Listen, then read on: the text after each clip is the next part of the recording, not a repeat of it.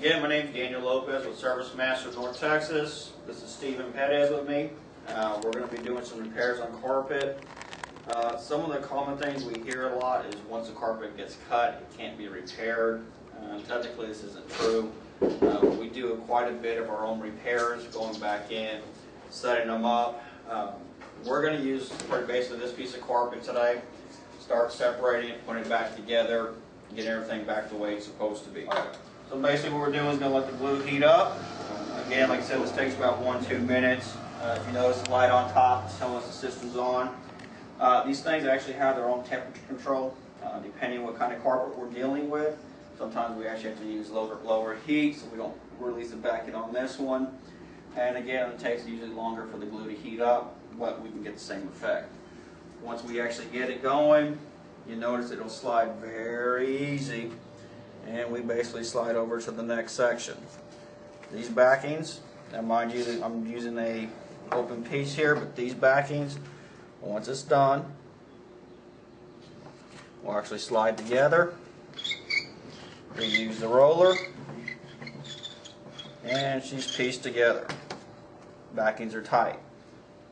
Let the next section heat up. Move it over. And once this thing actually starts heating, it does not take long for us to do it. Do the same thing. We roll it down. And if you notice already, the seams start to disappear.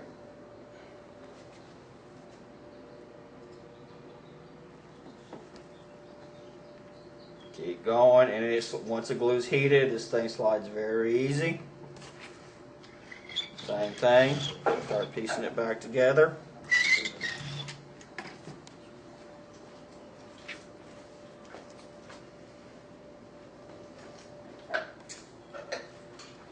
And we finish it up. And mind you, again, I do be kicking this if it was in a doorway. And the seam is now put back together. So once we go over the fibers, it's done.